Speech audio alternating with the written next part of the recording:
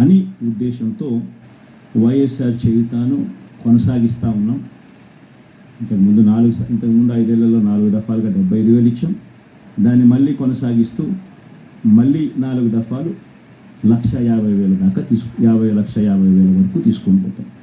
Same YSR Kapu Nestham ఇకపై 1,20,000 వరకు. ఇంతకుముందు 4 దఫాల్లో 60,000 ఇచ్చాం. ఈ పీరియడ్లో మళ్ళీ వచ్చే పీరియడ్లో మళ్ళీ ఈ 4 దఫాల్లో మరో 60,000తో 1,20,000 వరకు పెంపు.